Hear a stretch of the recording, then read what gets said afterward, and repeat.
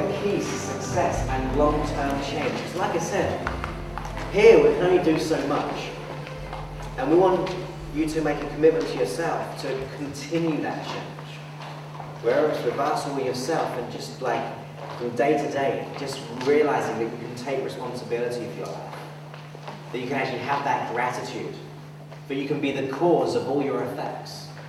That you can actually, rather being a product of what life is, you allow life to be a product of you. So everything you see around in your life, you think, I'm creating this. I'm creating this and I can completely change that. So the keys to success and long-term change is number one, knowing your outcome. So we've talked about this quite a lot now, about our focus. Focusing on what we want and holding that image in our minds so clearly, or having all those feelings toward it, that then we actually begin to look for it. So number one, we need to know our outcome. Because if we don't know our outcome, we're never going to get there. Like we're saying about a sat-nav, if you don't put anything in the location or the destination, the sat-nav won't be able to tell you how to get there. So you need to know your outcome. And always, if you just write there, in the positive tense as well. Because people can say their outcomes are not to be in debt anymore. That's not an outcome, that's an outcome for more debt. So a positive outcome would be to be abundant with money. Always positive. To know your outcome.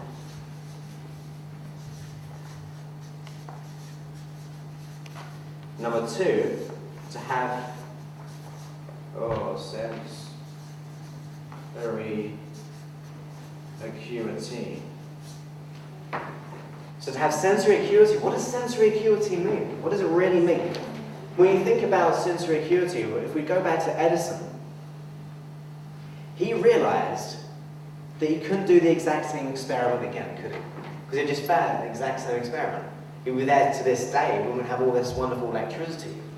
But he had the sensory acuity to realize that when it didn't work, he'd have to do something different.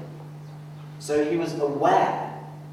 He had a sensory awareness of what wasn't working. He knew what wasn't working. So if you're going to your outcome and you go the exact same way all the time, and it's not working, wouldn't it be easier to go try a different way? And if that's not really working, to go to a different way.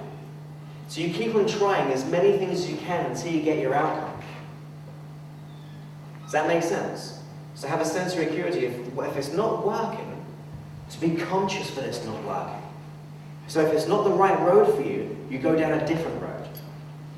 So Edison wouldn't have performed the exact same experiment every time, which always failed. He realized that that one's not working. He was aware of that, so he began to try something different. So if he just done the one attempt all the time, he wouldn't get his outcome. So he had to try it all those times, a different way of doing it. So in a sense, there was no failure, only feedback. He just knew what not to do. So he was sensory aware. We had the sensory acuity. So there's a real acute sensory awareness. What wasn't working. What was and what wasn't working. When you get that, so when you got your outcome, you bring, this isn't working. You've got to try something different. Make sense? Then, number three, we have flexibility. Oh, no, it's about ability. They have to have the flexibility of, if it's not working, well, we'll just call this actually behavioural flexibility.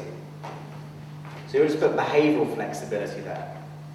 Because if you become sensory aware of it's not working, we need to be flexible within ourselves to do something different. Because once you are aware that it's not working, you've got to do something different, right? So you've got to have that flexibility to do something different. Some people are just so stuck at doing one thing all the time, and they always get the same results they've always had. Now to change that, we need to be aware of what's happening and what isn't working. Do you remember at the beginning of the day we said, what free habits support you and what free habits don't, and if free habits, if you install them today, will change everything. We're getting getting you to be aware that some things weren't working for you.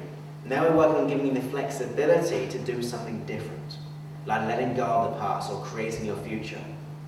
That makes sense?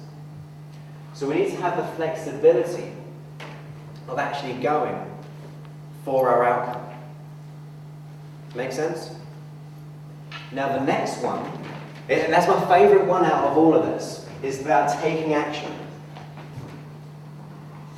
Now there's a few things you can do with take action.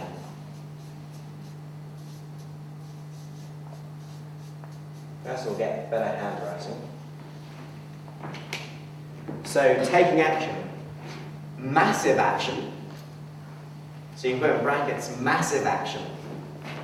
Because anyone who's made anything in their life has known their outcome, they've had sensory acuity, if it's not working to do something different, to have the behavioural flexibility to do something different, having been aware of it, and then they've taken massive action to continue going there.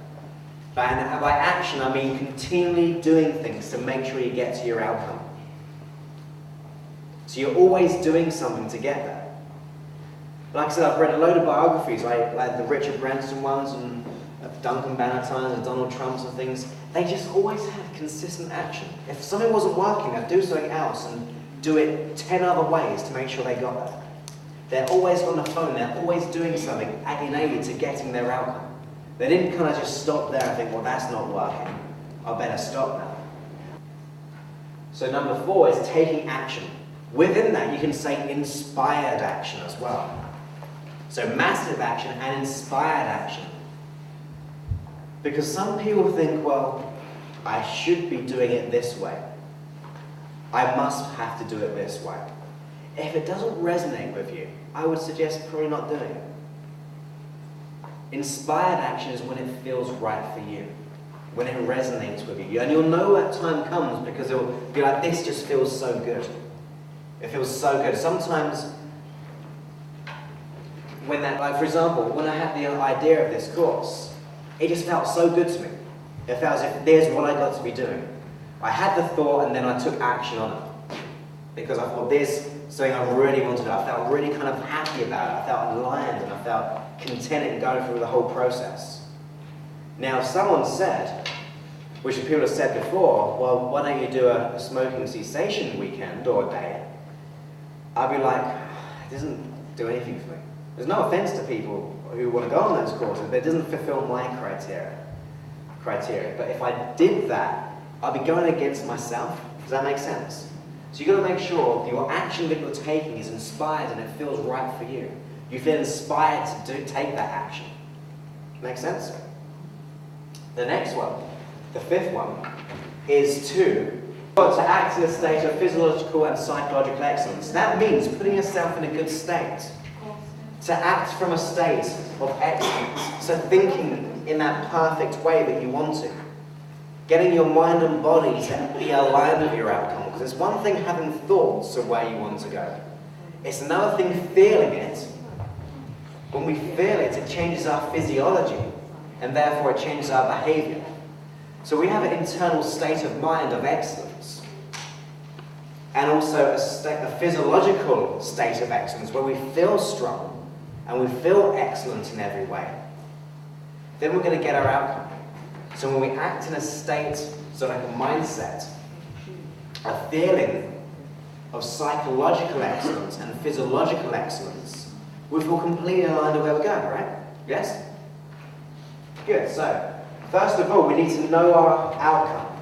Second of all, we need to have sensory acuity to know if it's not working, to begin to think of new ways of doing it, to be aware that it's not working. Number 3 is having behavioural flexibility. If it's not working and you're aware it's not working, to do something different. If that's not working, to do something different again. Until you keep on going, and by doing that you take massive action, you take inspired action. When you take the massive and inspired action, you're continually going towards your outcome.